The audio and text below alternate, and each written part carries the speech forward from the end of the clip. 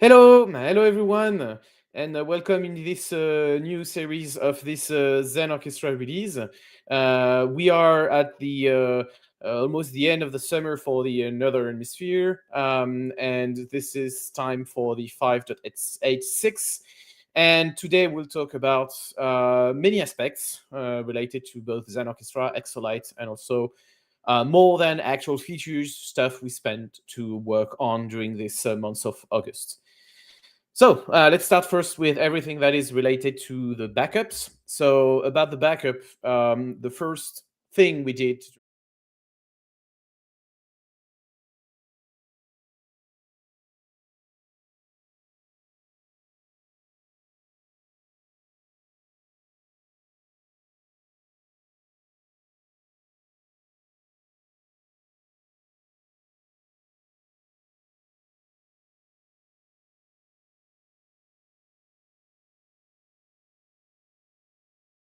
Sadly, when you use this protocol, it's not, I would say, a problem where they have their own error code, basically, meaning that for AWS, when there is a problem, you can get the code and retry, that's fine. But if you use anyone else, they have their own error code. So it was pretty hard to find a universal way to get all those codes for all those providers. So we decided to be more aggressive on retrying. When we get an error, we will retry for a few times regardless the error code. So it means if you are using something else than AWS, it will be more reliable if there's a network issue, or if your providers is, I don't know, throttle you because of the quantity of stuff you are sending and so on.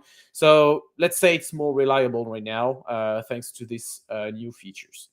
We also improved something else called the merge worker. So as you may know, when you make your backup in the first place, after some point, your delta, your incremental backup, needs to merge the oldest diff to the main one, the big one, the full.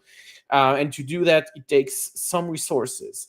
So the issue with that is, if you have a pretty slow backup repository, it's good to make one VM after another, one disk of VM one after another, because if you do multiple in parallel, this could kill, let's say, spinning Rust storage and so on. So that's why we decided, for specifically as an opt-in solution for those having very fast backup repository, they could enable a merge worker that is working in parallel on multiple disks at the same time. So we have some customers with really big machines with many SSDs or NVMEs.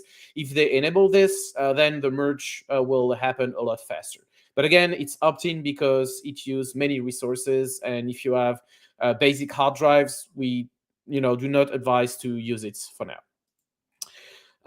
What we did also during this month of August, we had some time to, let's say, explore the future of the backup, and especially on two sides of things. The first one is deduplication.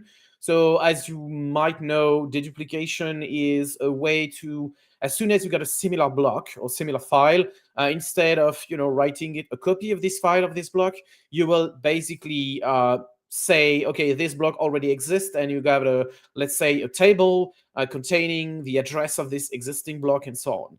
So we started to make some tests on ZFS, which is, I would say, the most known powerful file system that is also able to use deduplication. And that's really interesting. If you use the basic VHD storage file by default, this won't help you at all, because VHD files are too different, sometimes not aligned and so on. But if you switch to the block storage backup, when you configure your backup repository, when we store only 2 MB blocks, then the deduplication is really, really good. And in fact, we did 2 full backup at the same one after another, and it didn't use any extra space, or almost not any extra space. So that's very powerful. However, ZFS deduplication uses a lot of resources on your storage and a lot of memory and so on. So that was at least a good way to make a POC and see how our new way to store backups is a lot more efficient for deduplication. So the next thing we will try, by the way, will be on BetterFS with an algorithm or a program called Bees, We'll make some tests. It might not be what we will decide to use in the future. We might use our own specific, algorithm integrated in Xen Orchestra. We are not sure yet. It depends a lot of, your mileage, the way you store data, and so on. But at least those tests are really interesting because it could demonstrate that data could help, as with the condition that it doesn't kill the backup speed and things like this. The other points we did also, as we had some time to explore a thing in the middle of summer, was to work on exploring a fast pass for backup. So what we call a fast pass. Basically, it is when you do a normal backup, the dump0 will mount the snapshot disk of the VM, expose it into an HTTP handler, and then Xen Orchestra will connect to this URL and fetch, the contents in VHD. The problem is it will be mounted into the dump0 through Belkata protocol, so it will convert VHD to RAW and then re-expose it to VHD. So you have a double layer in translation in the middle, which make it pretty slow in the end. That's why, for example, when you use NBD for transfer, it's a bit faster and use less resources than VHD. So what we decided to do outside using NBD is to say, okay, why not writing a program inside the dump0 that will directly mount the disk without doing any translation in it. So we just, get the VHD file and serve this VHD. And what's really interesting is it's a POC still. We got at least double the export speed that we had with the classical ZAPI export mechanism. So this means it's a lot faster, use less resources, and so on. So this is a POC, but we know that most of the backup bottleneck speed into Xen Orchestra is not due to Xen Orchestra, but to the API, the backup API inside Xen Server XCP-ng. So we are working to maybe get some modification directly made into the API, or if it's not trivial, then use a plugin to get this fast path for backup. Dividing a full export by 2 is already a big win, so we are committed to continue to explore those aspects. So that's it for the backup parts of this new release. Let's switch a bit to Exolite. As you know, Exolite is the standard UI that will be bundled directly into XCP-ng 8.3, which is already the case in the beta version that you can download right now. And so a big part of the blog post, I won't enter into all the details, but what's interesting to learn is we spend a lot of time to be sure that all the event system that is using to fetch everything that's happening into your pool, like a VM is starting, someone is shutting down a VM, or backup is running, or a snapshot is done, basically.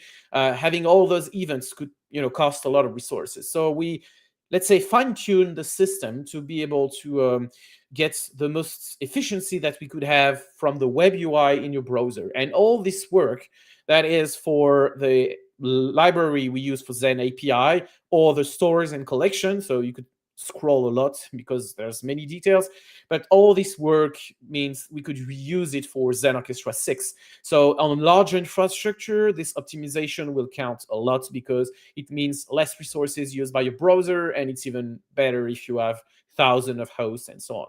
So that's why we spend a lot of time to improve this. The last thing we could show you for Exolite release for this month is in the pool dashboard, we added the alarm panel. So basically this panel will load all the alarms you might have into your pool, but since you can have thousands of alerts on alarms on your pool, then we decided to load it on demand. So you just have to click on refresh and you will get it. So this cuts the dashboard loading time by maybe 10 times faster or something like this. So all those details are really important to be sure that you could load instantly your dashboard and maybe get more information later if you need them.